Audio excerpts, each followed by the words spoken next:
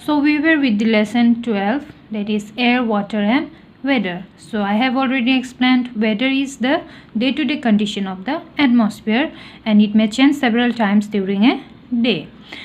And also I have explained about how does wind blow, how we get wind. So the reason was because of the sun heat. Okay, the heat of the sun, it makes the wind blow. And why the wind is blowing, why we get the wind? Because of the differences in the temperature of the air. The hot air will always rise up and the cool air will always come down and take its place. So when this happens, the movement of air, when it takes place, we get the wind. So the next topic is sea breeze. Before that, we must know this important point, that is land gets heated faster and also cools down faster as compared to water. Earlier we came to know that by the heat of the sun, the land will get heated up, as well as the air above the land will also get heated. So since the air is getting heated faster, also the land can get cool down faster. But the water, it takes time to get heated and also it takes time to cool down. So this is the difference between land and water. Now let's learn about the sea breeze. So we get the sea breeze during the daytime. And how we are going to get the sea breeze? Okay, so what happens during the daytime? We get the heat of the sun. So by the heat of the sun, the land will get heated, as well as if there is a river, if there is a pond, if there is a sea, then the water of the sea, river and pond, they also will get heated up. Okay, so here in this diagram, example is given about a sea and a land which is nearby. So during the daytime, both the land and the sea will get heated up by the heat of the sun. But what happens is the land will always get heated faster and the sea will get heated slowly. The land is getting heated faster, but the sea will get heated slowly. So as the land is getting heated, the air above the land will also get heated, and the air which is above the land will be hotter than the air which is above the sea. So what happens?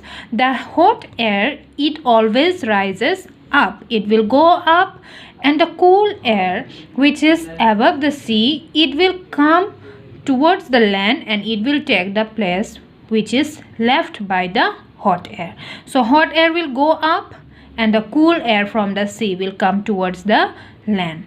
So since the cool air is coming from the sea, so it is known as sea breeze. Breeze means cool air. So we always get the cool air, that is sea breeze, from the sea during the daytime. Understood? Now let's come to the land breeze.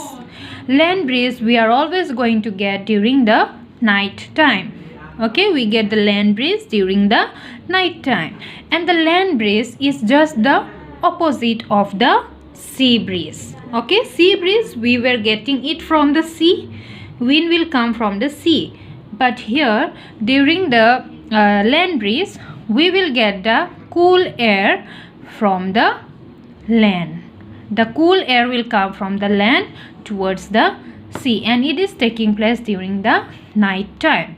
So what happens during the night? There will be no sunshine, so the temperature will be low, and the hot land and the hot water, it will cool down slowly. So what happens is, as the land always gets heated faster and also cools down faster than the water, so now during the night time also the hot land will become cool. It will cool down faster, but the sea, it will cool down slowly.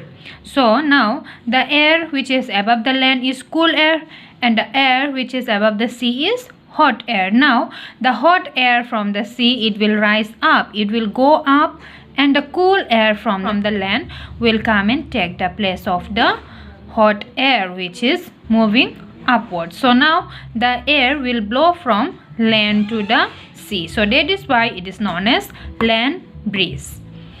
Now let's see the topic evaporation. So evaporation is the change of water into vapor on heating. So evaporation, it always takes place on heating, and it is the change from water into vapor, which I have already explained you several times in the previous chapters as well.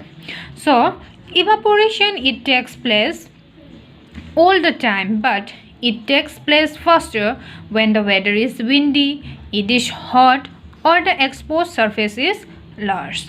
So evaporation, it always takes place, but it may take place faster if the weather is windy, if there is lots of wind, and if it is very hot, or if the exposed surface is large. So here some of the examples are given.